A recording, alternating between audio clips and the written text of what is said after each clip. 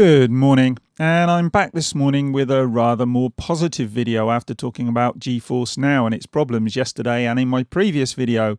And the reason I'm a bit more upbeat this morning is because I'm talking about the Xbox, and specifically the Xbox Series X.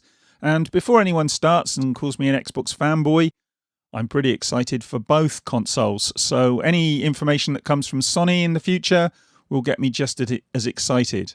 But what I'm talking about this morning is an article that came out on Xbox Wire yesterday from Phil Spencer, entitled What You Can Expect from the Next Generation of Gaming. And if we get past the preamble, we get to this graphic here, or this image here, and we can see 12 teraflops, variable rate shading, hardware accelerated DirectX ray tracing, quick resume for multiple games, and smart delivery. But what does that all mean? Well, he does break it down, and he starts with a superior balance of power and speed, and then goes into a lot of marketing speak. But then we get the actual detail. Next generation custom processor. Well, we knew most of this. AMD's latest Zen 2 and RDNA architectures, delivering 4 times the processing power of an Xbox One and enabling developers to leverage 12 teraflops of GPU. So that's pretty powerful in and of itself. Now, obviously, we don't want to get too carried away with 12 teraflops, because 12 teraflops in and of itself doesn't mean an awful lot, but it is twice that of the Xbox One X. And Digital Foundry talked about this, and they were saying that, maybe actually this is going to be more than double, because with some of the other architectures that are going to be leveraged for these new consoles. So it's going to be really interesting to see just how powerful they actually are. Then we move on. We've got variable rate shading, VRS, and they say our patented form of VRS empowers developers to more efficiently utilize the full power of the Xbox Series X rather than spending GPU cycles uniformly to every single pixel on the screen. They can prioritize individual effects. Now, presumably what that in effect means is, well, what it says. They're going to be able to, on the fly, work out what parts of the screen require more processing power, which means the overhead overall will be lower, which means, again, if you go back to that 12 teraflop, could actually result in even more real-world power. So that's interesting as well. Hardware accelerated ray tracing, and well, we already knew this was coming, but it's exciting. I've looked at some ray tracing on Quake RTX, and that was quite interesting. And I do think that ray tracing is going to be one of, if not the big thing in the next generation. So it's something to look out for. Again, we already knew that was coming. And then the next heading is immersion in an instant. And then we get into the SSD storage. And again, we knew about the SSD storage, but there's a little bit more detail here. Game worlds are larger, more dynamic. Loading a flash and fast travel is fast. So yeah, we know this is coming for the PlayStation as well. And in some quarters, we're hearing that the PlayStation SSD, or at least the controller for it, may actually be quicker. How this all pans out, who knows? But it is very exciting. Quick resume. The new quick resume feature lets you continue multiple games from a suspended state almost instantly. And again, that's exciting. And I like this idea, although my personal experience of quick resume is that it's a little bit flaky at times. I know that when I'm trying to load up Netflix, or I'm trying to load up Amazon Prime to watch videos, sometimes they fail if I've got a game sitting in the background. So if that continues into the next generation, then that's actually going to be more of a pain in the arse than anything else. But if it does work well, it'd be fantastic. Dynamic latency input, DLI. This is another one that's very interesting. This is to do with the controller, and it could mean that the proprietary wireless technology that Microsoft are using could actually give us a lower latency in terms of input, so a lower input latency. And we all we'll be happy if we get lower input latency. So yeah, that's another good one. And I think, if I'm correct on this one, that's the first we're hearing about this. I might be wrong, but yes, certainly the first I can remember hearing about this. So yeah, this is one that interests me, and I'll be interested to see how this works moving forward. The next one, HDMI 2.1 innovation, and this is a double-edged sword, because if you're going out and buying new TVs and all the rest of it, then you should be able to get some of the benefits from this. And, you know, some of those benefits are lower latency, synchronizing with the display to give you higher frame rates and all the rest of it, minimal tearing and so on and so forth, as they say here. But that's only going to work if everything in your chain is HDMI 2.1. And I've made videos talking about this before with HDMI, and HDMI can be a real pain in the arse. And so the Xbox Series X might be HDMI 2.1, and your television might even be HDMI 2.1.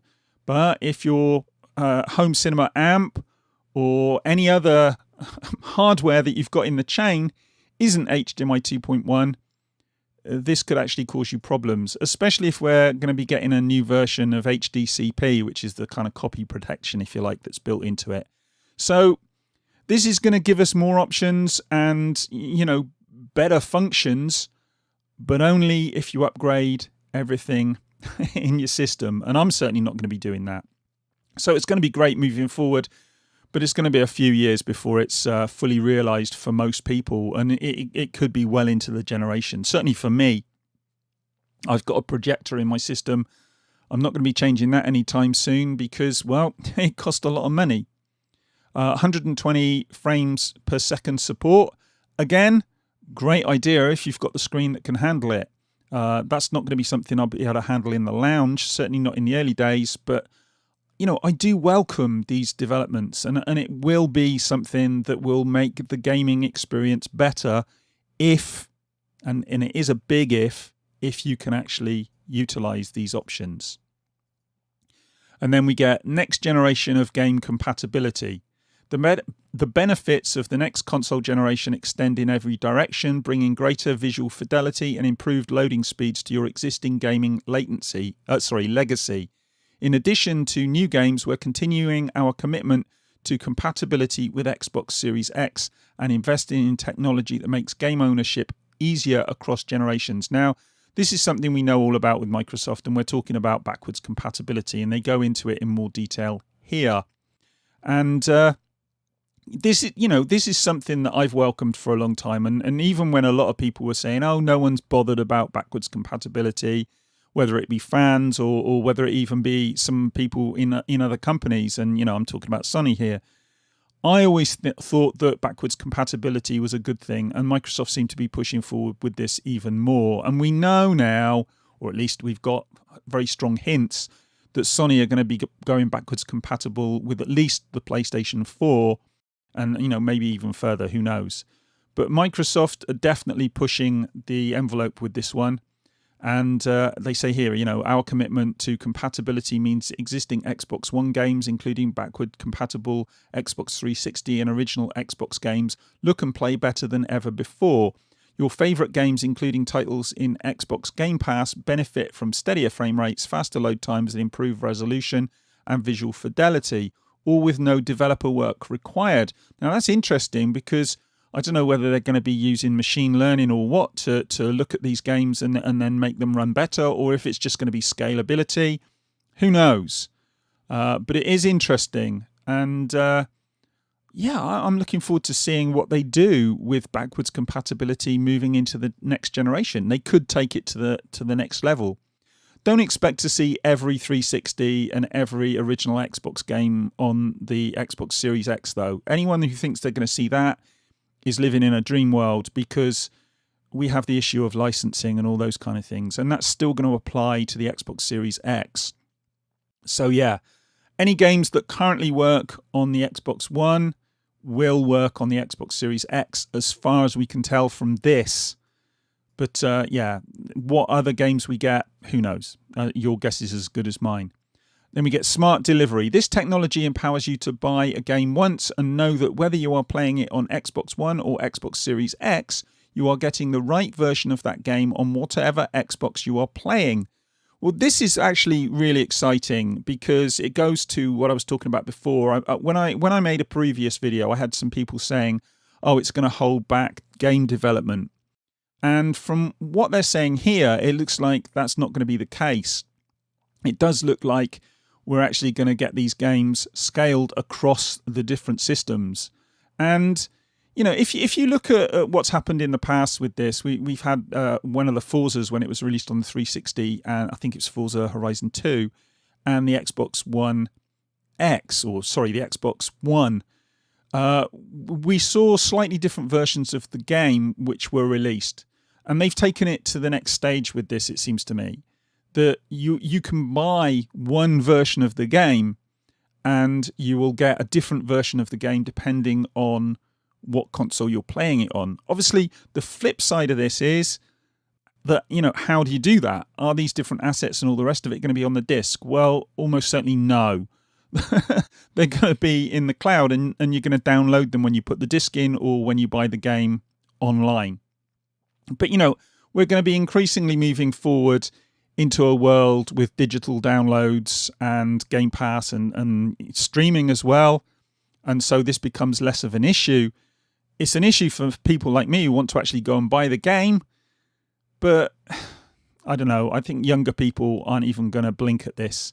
And I think the idea of having a lower or a higher end version of the game, depending on what console you're playing on, is a great idea. And I hope they can deliver it well. I mean, they've shown that they can to some extent already with the Xbox One S and the Xbox One X having, you know, different assets. And we could see this moving forward. Well, we will see this moving forward. And if they handle it well, then yeah, we could be seeing some pretty amazing games that work across the different systems. And then they talk about Xbox Game Pass. And I'm not going to talk about Xbox Game Pass too much here because, well... I've talked about that ad infinitum in the past, and anyone who follows my channel knows that I think Xbox Game Pass is one of the best value services out there currently, and long may that continue. But that's it.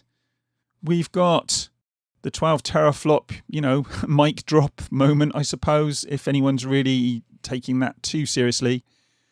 But, you know, it does tell us that this is going to be a very powerful console. We already kind of knew, and we knew about the, you know, the AMD Zen 2 and RDNA 2 and all the rest of it. But this is giving us, you know, they're saying now this is going to be 12 teraflops. There's no speculation now. It's 12 teraflops. So, yeah, I'm excited. I think the information he's given us is... It's interesting. You know, we've got a lot more from this, but there's still a lot of questions left to be answered. And I think, you know, they're going to keep dripping us information as we get closer and closer to launch. And certainly their presence, I should say, at E3 this year is going to be interesting. And the only other thing I can say is I'm interested to see what Sony do now, because they've been quiet for some time. And I'm wondering, are they keeping, you know, something up their sleeve? Or are they looking at the Xbox Series X and thinking, well, we're not going to be able to compete? I don't know. I really don't know. I'm I'm very excited, though. And I'm excited for the PlayStation 5 as well. Don't get me wrong here. I just think these two consoles are going to be beasts. And whether whether the Xbox is more expensive, more powerful, whether the PlayStation's more expensive, more powerful... It's all up in the air, and we'll have to wait and see. But, yeah, I can't wait. I can't wait. These consoles are going to be something else. Anyway, that's me done. I'm going to go and grab a cup of tea, and I'll speak to you guys in the next one. It's an exciting year.